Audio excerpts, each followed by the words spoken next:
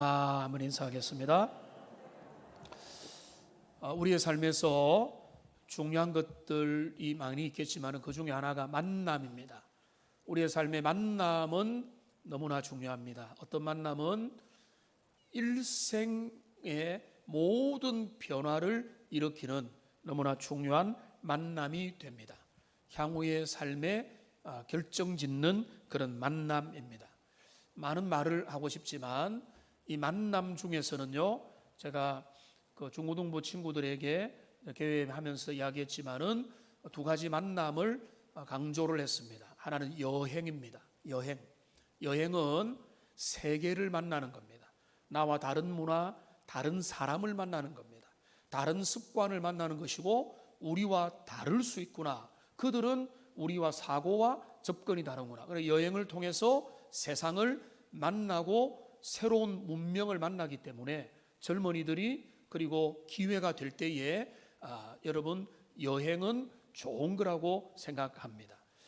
나이가 들어서 돈이 어느 정도 여유가 있을 때 여행을 갈 수 있는 게 대부분이겠지만은 오히려 반대로 젊었을 때 좀 궁핍하더라도 좀 열정을 가지고 다른 문명을 부닥쳐보고 하는 것은 가치가 있는 것이다. 여행은 세상을 만나는 좋은 통로가 됩니다.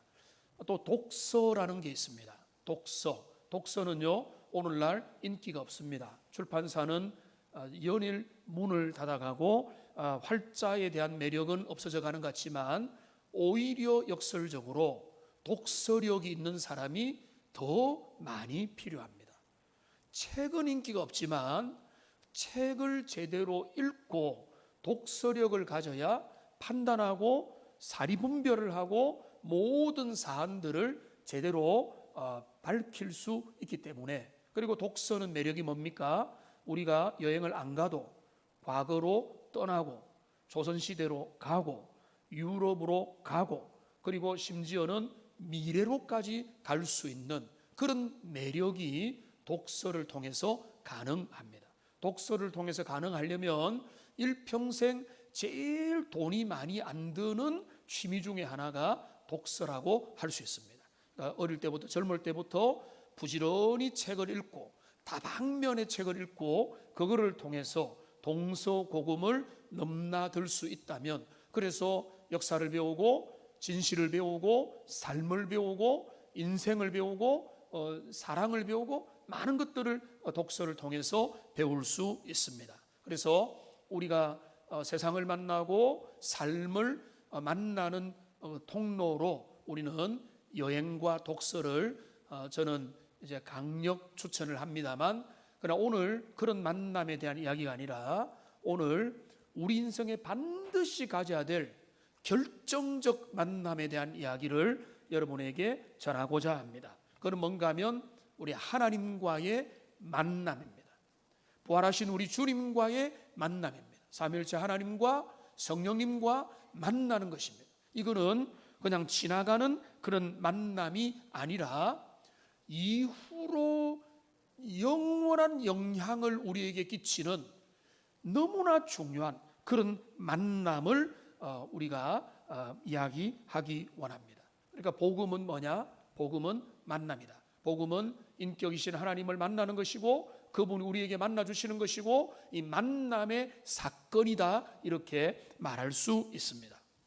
만일 누군가가 저에게 당신에게 있어서 가장 중요한 만남이 뭐냐, 일생일대의 하나의 만남이라고 한다면 저는 주저없이 하나님께서 내 인생 가운데 인격적으로 찾아오신 사건이라고 말씀드리고 싶습니다.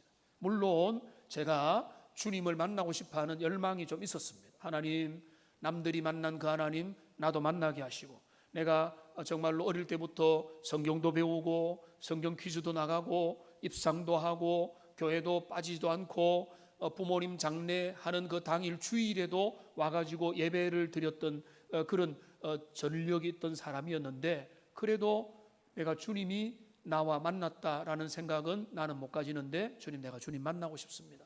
내가 주님을 알기 원합니다. 간절히 기도했을 때 주님께서 나에게 만나주신 그 사건, 하나님이 찾아오셔서 인격적으로 나를 만나주신 그 은혜를 지금 저는 제 1번의 사건으로 뽑고 싶습니다. 왜냐하면 그때로부터 이후까지 정말로 제 양심을 걸고 말씀드리거나 제가 부족한 적은 있고 넘어진 적은 있고 실패하고 연약한 적은 있었지만은 주님이 나와 동행하신다는 것을 의심한 적은 단 1초도 없는. 그게 왜 그렇게 된지 아세요?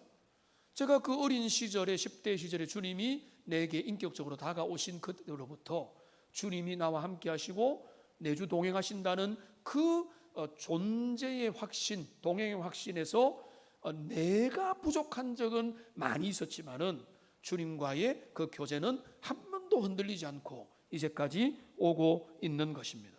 그런데 중요한 것은 뭔가 하면 우리 주님은 지금도 여러분을 만나기를 원하고 계십니다. 주님은 언제든지 우리가 마음을 열고 주님을 만나기를 원하면 주님은 그 소원을 듣고 우리에게 다가오신다는 것. 주님의 초청장이 있습니다. 여기 고린도후서 6장 2절을 보십시오. 여기 보면은 이렇게 말하고 있습니다. 우리 같이 읽어보겠습니다. 이르시되 내가 은혜 베풀 때에 너에게 듣고 구원의 날에 너를 도왔다 하셨으니 보라 지금은 은혜 받을 만한 때요 지금은 구원의 날이로다. 지금이 무슨 날이라고요? 은혜 받을 만한 때고 지금이 구원의 날이고 지금이 주님의 은혜를 내가 경험할 때라는 겁니다. 그러니까 우리가 마음을 열고 주님 앞에 나가면 주님은 만나 주시는 겁니다. 그런데 언제라고요? 지금이 은혜의 날이라. 그러니까 모든 날들이 다 은혜의 날이 아니고 주님이 그 은혜의 문을 닫아버리는 날이 있습니다. 깊은 영적인 흉년기가 우리에게 다가올 수도 있는 것입니다. 그런데 뭐라고요? 주님은 은혜를 주실 자에게 주시고 사모하는 자에게 은혜 주시고 그 마음을 열고 내가 주님을 만나고 싶다는 그 갈망을 하나님은 절대 거부하지 않았어요. 그러니까 하나님을 만난 사람의 대부분은 어떤 이전의 일들이 있는가 하면 주님을 향한 열망들, 내가 주님을 뵙기 원하는 거룩한 열망들을 하나님이 그 마음속에 일으켜 주시는 것들을 볼 수가 있는 것입니다. 제가 말씀드리는 이 만남은요 그냥 스쳐가는 의례적인 만남을 의미하는 것이 결코 아닙니다. 이 만남은 결정적인 만남. 좀 그 헬라어 단어에 보면 시간에 대한 두 단어가 있거든요. 여러분 좀 들어보셨을 수도 있겠는데 이게 뭔가 하면 크로노스의 시간이 있고 카이로스의 시간이 있습니다. 한번 따라합시다. 크로노스, 카이로스.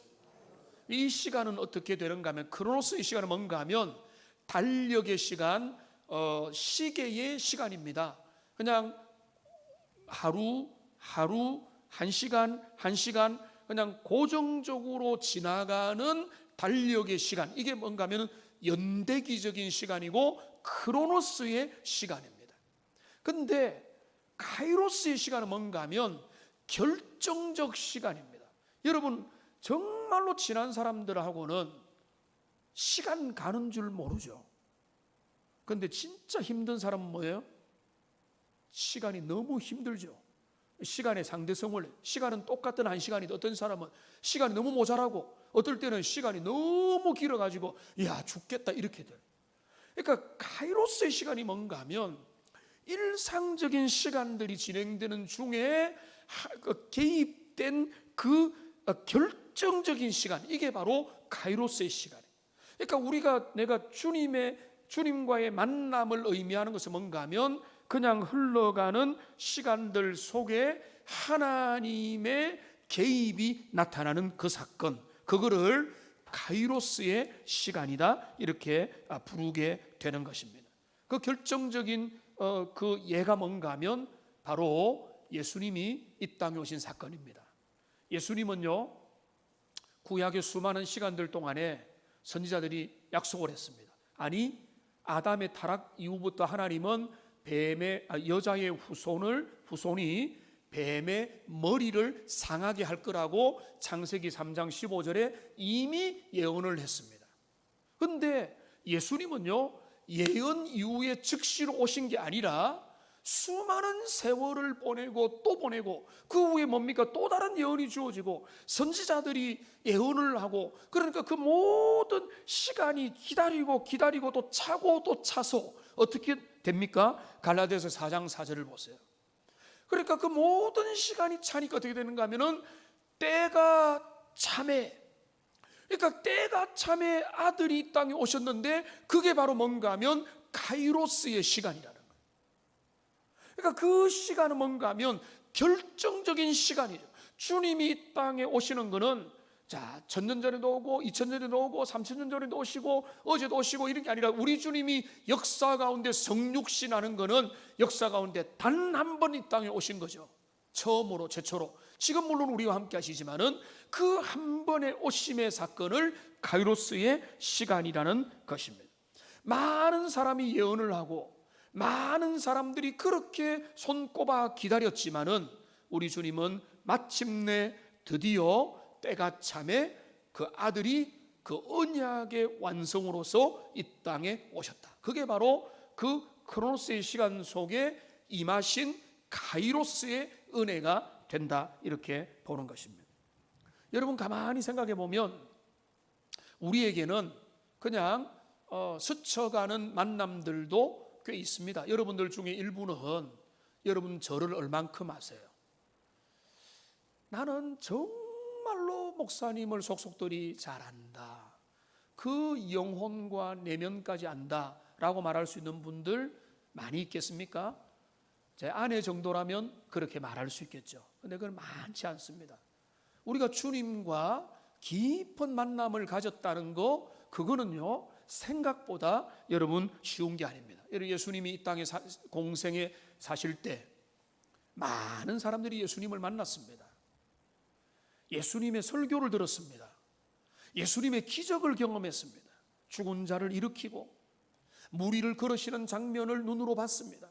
오병이어의 기적을 일으킬 때는 거기에 뭐 남자 장정만 5,000명이니까 얼마나 많은 사람들이 그 모습을 봤습니까?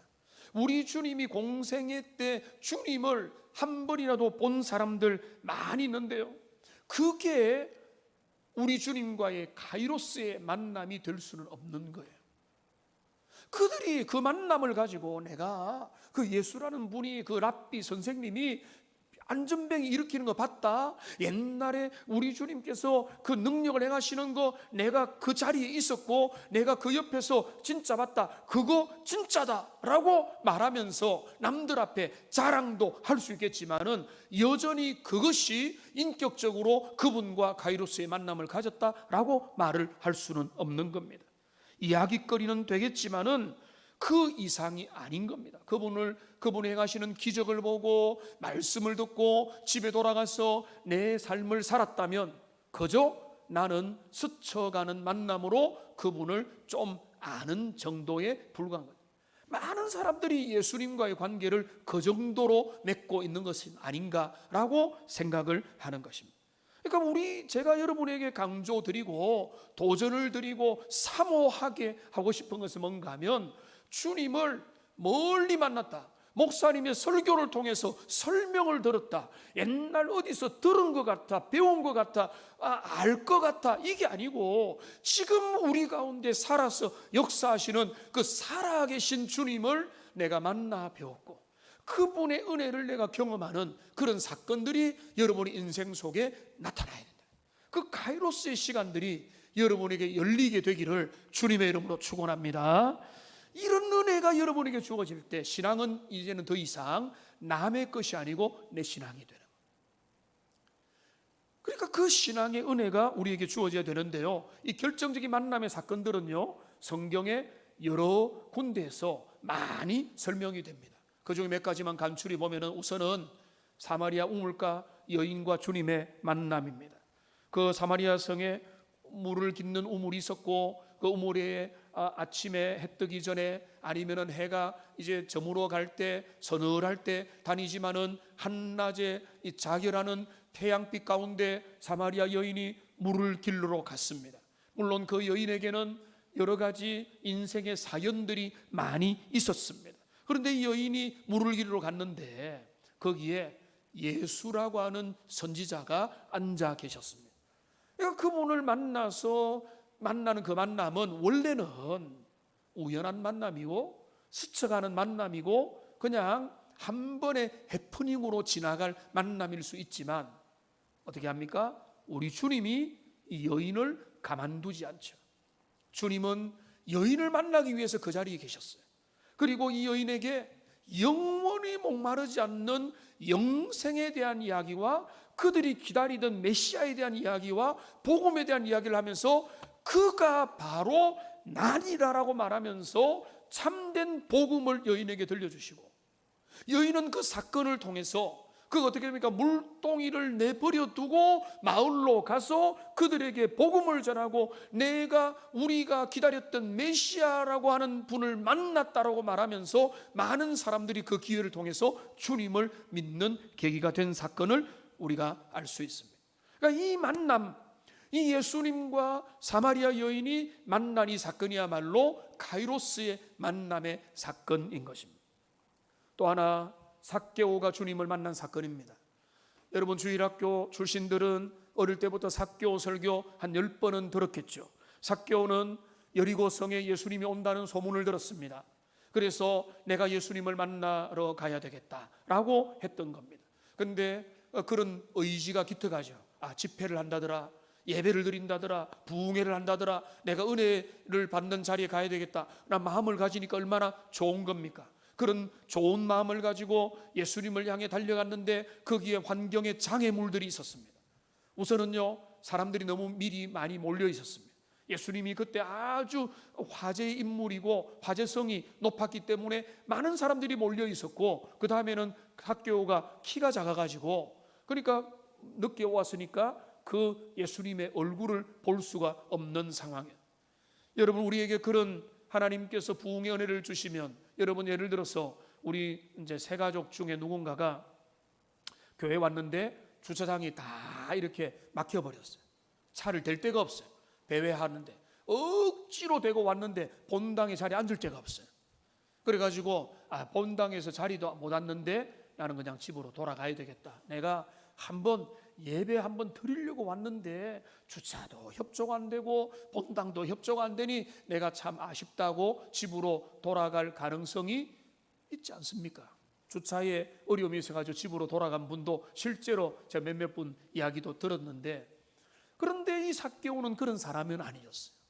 그 마음에 주님을 만나고자 하는 거룩한 열망들이 있었기 때문에 사람들이 많이 있어가지고 얼굴도 못 봐는 상황이 되니까 그때 삭개오는 뭘 선택했는가 하면 그는 나무 위로 올라간 겁니다.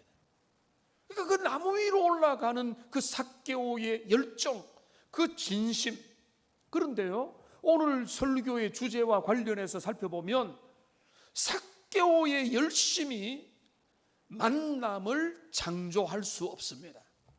그거는 기특하고 좋고 귀하지만은, 근데 주님이 말씀 전하고 갔다면 그냥 그거는 해프닝이 되는 거예요.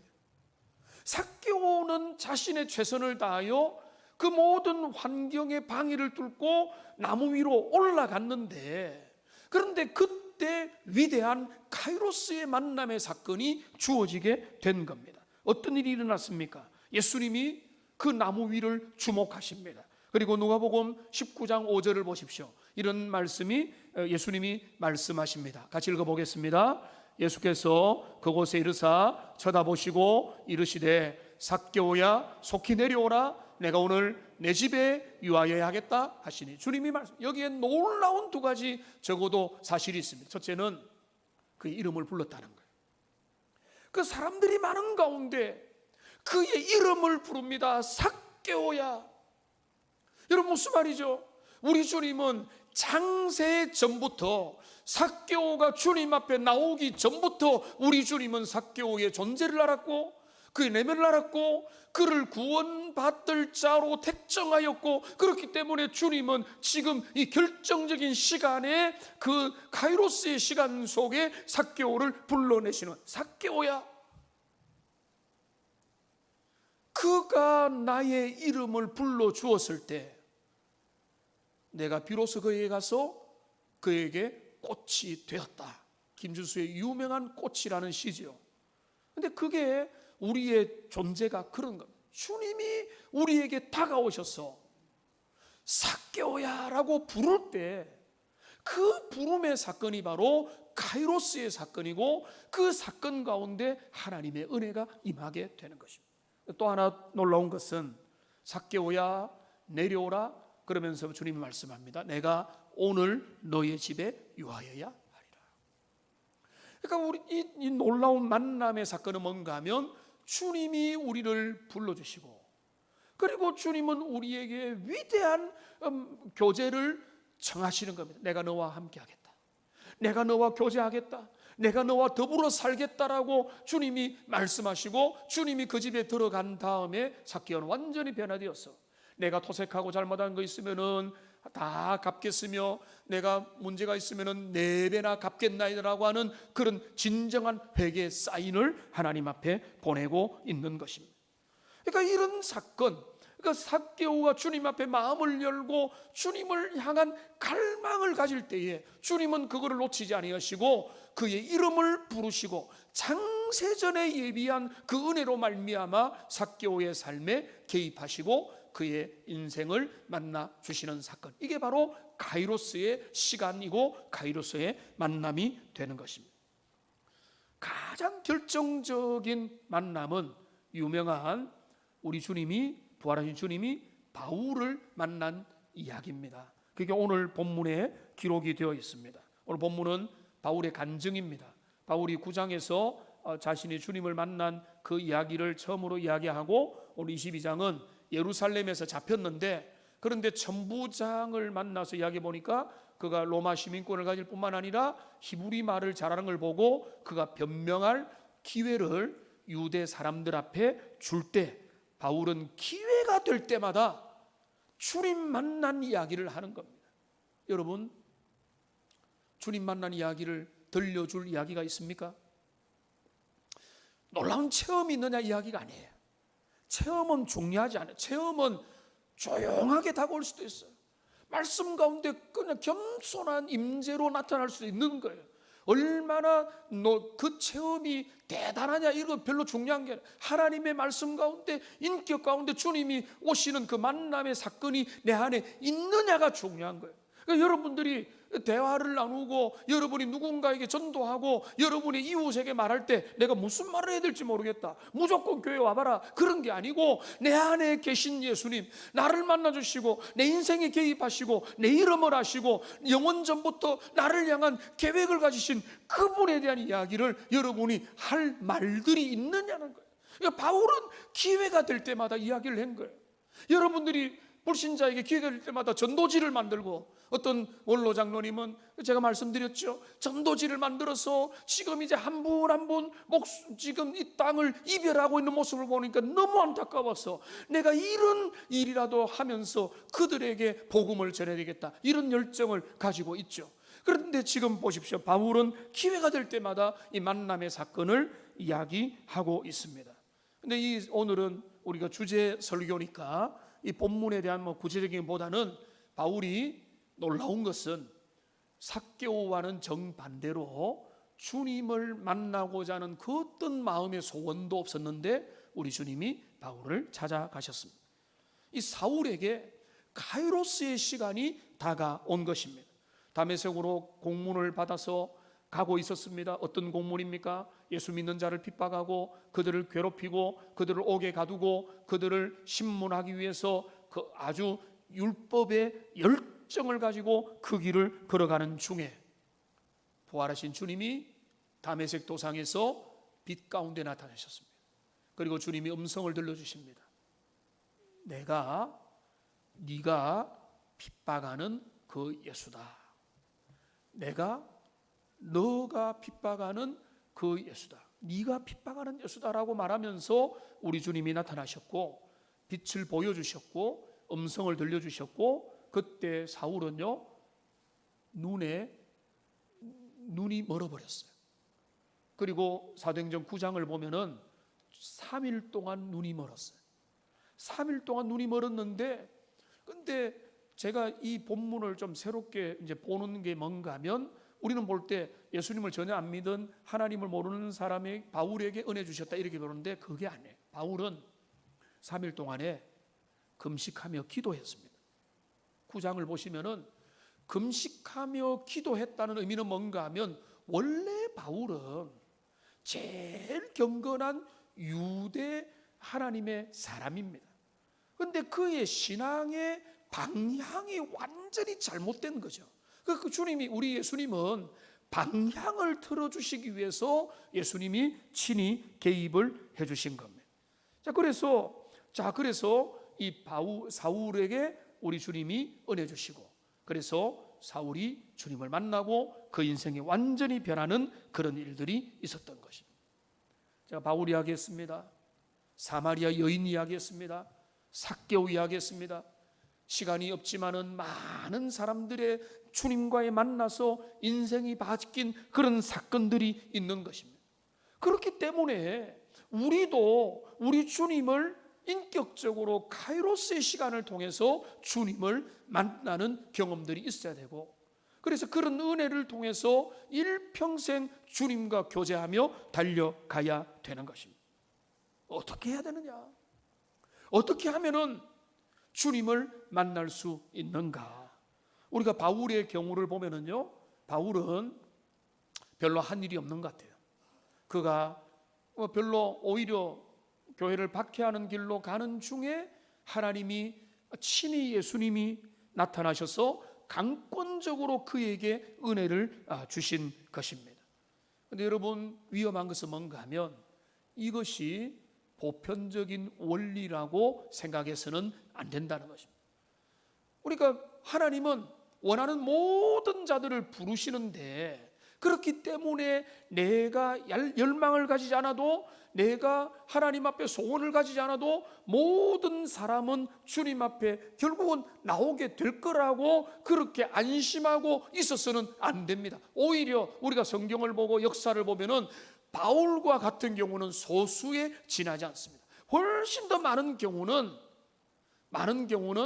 신앙의 지식을 가지고 교회로 이끌림을 받고 지식과 여러 가지 준비가 된 경우에 그들의 마음을 열어서 하나님 앞에 나가는 소원을 가지게 될 때에 주님은 그 소원을 보시고 사모하는 자에게 은혜를 베푸시는 경우가 훨씬 더 많다는 사실을 절대로 잊어서는 안 되는 것입니다. 잠언 8장 17절 말씀 우리 같이 한번 읽어보겠습니다. 나를 사랑하는 자들이 나의 사랑을 입으며 나를 간절히 찾는 자가 나를 만날 것이니라. 내가 가만히 있어도 내가 너를 찾아주겠다, 이게 아니죠. 나를 간절히 찾는 자가 나를 만날 것이라. 나는 너희에게 들려주었고 알려주었고 기회를 줬고 내가 어떤 분인지 너희들은 다 들었다면 이제는 너희가 나와야 된다는 거예요. 너희가 주님을 찾아야 된다는 거예요. 너희가 내가 주님을 알기 원합니다, 갈망할 때에 주님은 그에게 은혜를 주시는 거예요. 제가 지금 중학교 어린 시절에 주님이 나에게 찾아오셨는데 가만히 돌아보면은 기특한 게 있어요. 뭔가 하면 우리 선배, 우리 권사님들, 어른들이 만난 주님을 나도 만나고 싶었어요. 그러니까 그 마음이 있었던 거예요. 다른 건 없었어요.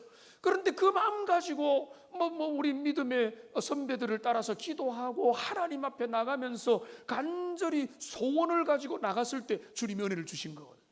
그러니까 그거는 뭡니까? 나를 간절히 찾는 자가 나를 만난다고 하는 이런 원리가 내 삶 가운데 나타난 것입니다. 그러니까 여러분, 주님을 찾아야 돼요.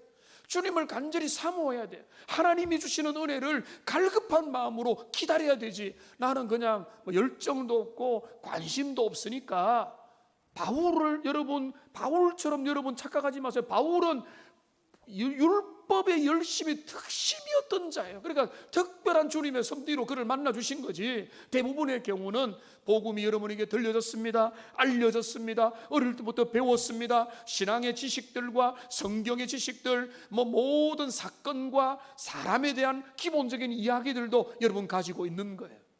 그렇기 때문에 이제는 여러분 뭡니까? 여러분에게는 카이로스의 시간을 여러분 기다리는 시간이 필요한 거예요. 주님, 내가 부모님의 하나님, 그 하나님이 내 하나님이 되면 좋겠습니다. 내가 설교를 들으면서 들었던 그 정보, 그 지식, 성경에 대한 교훈들, 많은 내용들에 대해서 내가 압니다. 그리고 얼핏 아는데 이제는 내가 그 아는 데서 넘어서서 그 하나님이 나의 하나님, 지금 내게 살아서 역사하시고 동행하시고 내 인생을 이끄시는 주님으로 내게 다가오면 좋겠습니다. 주님, 그런 은혜를 내게 허락해 달라고 기도하고 갈망하며 그 소원을 주님 앞에 아뢰야 되는 것입니다. 이사야 55장 6절 말씀을 보십시오. 이렇게 우리에게 도전하고 있습니다. 같이 읽겠습니다. 너희는 여호와를 만날 만한 때에 찾으라. 가까이 계실 때에 그를 부르라. 하나님은요, 설교단을 통해서 예배의 자리에, 또 은혜 받을 때에 기도의 자리에, 믿음의 교제를 통해서 여러분의 믿음 좋은 사람을 통해서 은혜를 받을 수 있도록 기회를 주시는 거예요. 가까이 계시는 기회인 겁니다. 그러니까 여러분이 그런 기회를 절대로 놓쳐서는 안 되고 주님 앞에 나가는 그런 은혜가 있어야 되는 겁니다. 우리 무예배 청년들도 있고 어릴 때부터 부모를 따라서 믿음 생활하는 분들이 있기 때문에 제가 조심스럽게 말씀을 드리겠습니다. 신앙은요, 부모를 따라가는 경우가 많습니다. 쉽게 생각하면은 이슬람의 자녀들은요, 당연히 이슬람을 선택합니다. 왜 그렇죠? 환경 때문에 그렇습니다. 그러니까 지금도 무슬림은요, 자녀도 많이 놓으니까 부모가 무슬림이면 자녀가 무슬림이 되는 거예요. 거기에 하나님의 특별한 은혜가 있으면 거기에서 깨치고 복음으로 나오고 크리스찬이 되는, 무슬림 크리스찬이 되는 일들이 있는 거지, 원래 부모가 불교면 자녀도 불교일 가능성이 많고 부모가 이슬람이면 자녀가 이슬람인 가능성이 많고 기독교도 예외가 아닌 거예요. 유럽의 기독교는요, 부모 선조가 기독교인이니까 자녀들도 그냥 기독교인으로 몇 대를 이어오는 겁니다. 여러분, 그거는 영광인 동시에 위험인 겁니다.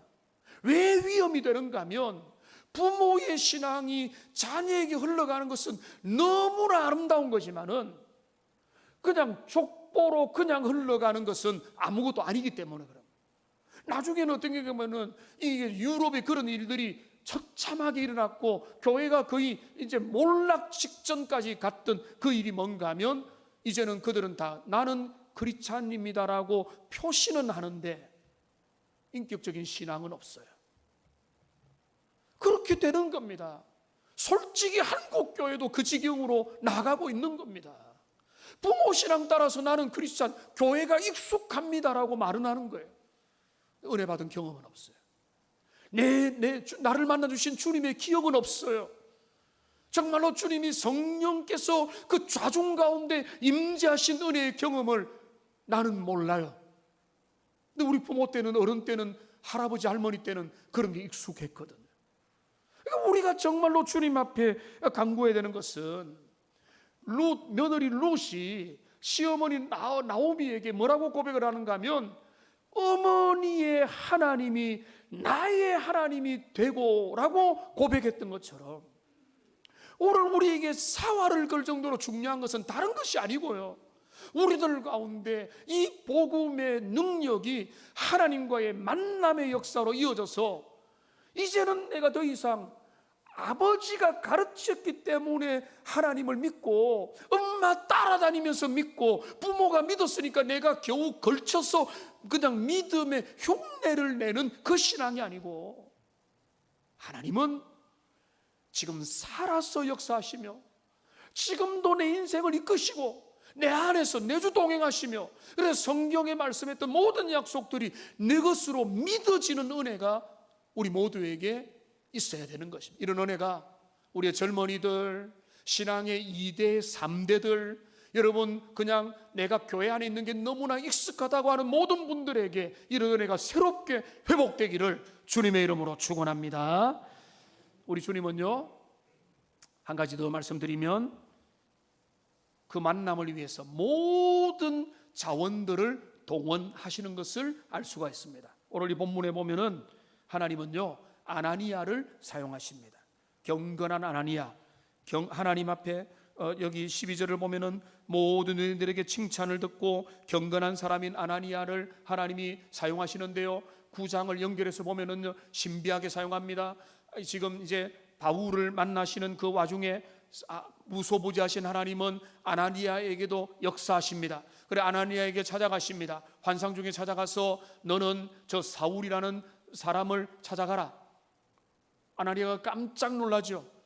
그 사람은 평판이 안 좋습니다. 그는 교회를 핍박하고요, 그는 예수 믿는 사람에게 못된 짓도 많이 한 사람인데 우리가 갈 수 없지요라고 하니까 하나님이 아니야, 내가 그를 택하여서 이방을 위하여 준비시킨다 라고 말씀하면서 그를 설득하여 환상 중에 아나니아를 준비시켜서 아나니아가 그러니까 준비되어서 바울에게 찾아가는 겁니다. 그러니까 오늘 본문에 보시면은 가서 즉시 그에게, 여러분 15절을 보세요.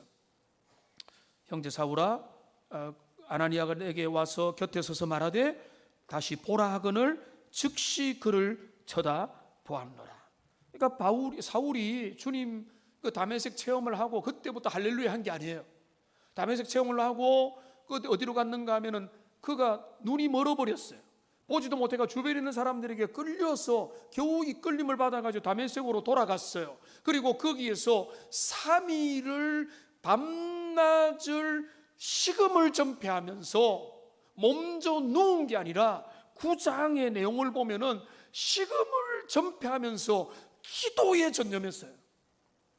여러분 이거를 잘 생각해 보면 바울은 그 3일 밤낮 동안에 그의 세계관이 완전히 바뀌는 사건들이 일어난 겁니다. 이제까지 따라왔던 율법의 교리와 유대의 종교의 그 자기의 신념과 그 모든 것들이 부활하신 그리스도의 은혜 가운데서 모든 것들이 혁명의 시간들을 그때 겪게 되고, 그리고 갑자기 아나니아가 딱 나타나서 신비한 이야기를 하는 겁니다. 하나님이 보내셨다. 하나님이 보내셔서 이 바울에게 그 의미를 보여주시는 겁니다. 그러니까 하나님은 보십시오, 바울 한 사람을 구원하기 위해서 아나니아를 준비시킵니다. 하나님은 아나니아뿐만 아니라 모든 것을 준비시킵니다. 설교자를 준비시키고 하나님의 사람을 준비시키고 여러분 옆에 있는 사람을 준비시켜서 그들을 동원하여서 그들을 통해서 여러분이 주님을 만날 수 있도록 은혜를 주시는 분이기 때문에 여러분 모든 만남을 위한 기회의 문을 열어 놓으셔야 됩니다. 여러분 단기 선교를 가고 수련을 가고 예배를 드리고 은혜를 받는 자리에 여러분 빠지지 말아야 되는 것은 어떤 자리에 어떤 방식으로 하나님이 준비한 은혜가 주어질지 우리는 모르기 때문에 그런 거예요. 다음 7월 몇째 주 예배에는 성령님이 역사하신다, 그런 게 어디 있습니까? 우리에게 주님의 진리가 전해질 때에 하나님이 준비되면은 주님이 그 어떤 상황 가운데 하나님의 위대한 은혜가 그 가운데 주어지는 거예요. 오늘 이 시간에도 말씀을 통해서 주님이 역사하시는 겁니다. 이 말씀을 좀 정리하겠습니다. 여러분 이뿐만 아니죠. 주님을 만나는 사건이 왜 필요한가 하면 주님을 만나야 인생의 바른 의미와 목적을 발견하기 때문에 그렇습니다. 바울은 주님 만나고 난 다음에 삶의 방향과 목표와 추구하는 바가 완전히 달라졌습니다. 아나니아는 바울에게 그 의미를 깨칩니다. 14절을 보십시오. 이렇게 말합니다. 우리 조상들의 하나님이 너를 택하여 자기 뜻을 알게, 하나님의 뜻을 알게 하시고 그 의인 곧 예수 그리스도를 보게 하시고 그 입에서 나오는 주님의 말씀을 듣게 하셨으니 이는 그 모든 것을 통해서 너가 증인이 되기 위한 그 목적과 의미를 위해서 주님이 너를 찾으신 것이다 라고 의미를 바르게 말씀해 주신 것입니다. 사도 바울은 주님 만나고 난 다음에 나를 부르신 하나님의 의미를 발견하게 되었습니다. 여러분 주님을 그냥 만난 사람 아무도 없어요. 주님을 제대로 만나고 나면은요, 주님이 나를 지으신 이유, 창조의 이유, 내 인생의 이유, 내 삶의 이유를 발견하고 깨닫게 되는 것입니다. 저도 물론 그랬습니다. 그러니까 부족하지만은 내 인생을 주님 앞에 드리고 이제까지 오고 있는 것이죠. 주님을 만나면 우리의 방황은 종지부를 찍고 우리의 인생의 이유를 찾고 주님 앞에 흔들리지 않고 그 길을 걸어가게 되는 것입니다. 바울은 에베소 교회를 위해서 1장에서 그런 기도를 드렸던 것입니다. 17절에 보면은 지혜와 계시의 영을 너희에게 주사 하나님을 알게 하시고, 제 계시의 영이 열리면 하나님을 알게 하실 뿐만 아니라 18절에 어떻게 됩니까? 마음의 눈이 밝아져서, 마음의 눈이 밝아지면 어떤 일이 생깁니까? 부르심의 소망, 하나님이 우리를 하나님의 자녀로 구원의 자리로 부르신 의미와 목적을 깨닫고 발견하게 만드는, 그게 바로 구원의 진면목이 되는 것입니다. 이제 말씀을 맺습니다. 복음은 만남입니다. 복음은 카이로스의 시간이 우리에게 찾아오는 것입니다. 그가 나의 이름을 불러주기 전에는 우리는 스쳐가는 만남이요, 예배 행위요, 종교 행위에 지나지 않을 수 있습니다. 여러분, 그런 만남들을 많이 가지셨죠? 그리고 그런 만남이 없는 분들은 사모하십시오. 이제까지 배운 지식들, 이제까지 알아왔던 하나님에 대한 간접적인 정보들을 가지고 사모하십시오. 주님, 내가 주님 만나기 원합니다. 주님, 나는 하나님을 인격적으로 알기 원합니다. 내 삶에 개입하시고 나타나시고 은혜를 주셨어. 주님을 통해서 내 인생의 의미와 목적을 발견하기 원합니다. 그런 사모하는 자에게 주님은 지금은 은혜 받을 때고 기회를 주시기 때문에 그분을 만나서 그 카이로스의 만남을 통해서 일평생 영원한 여정을 떠나시고 그 믿음의 길에서 하나님이 주시는 은혜를 마음껏 누리시는 하나님의 백성들 다 되시기를 주님의 이름으로 축원합니다. 기도하겠습니다. 살아계신 하나님 아버지, 우리 주님께서 놀라운 은혜로 우리를 만나 주신 것 감사합니다. 지금도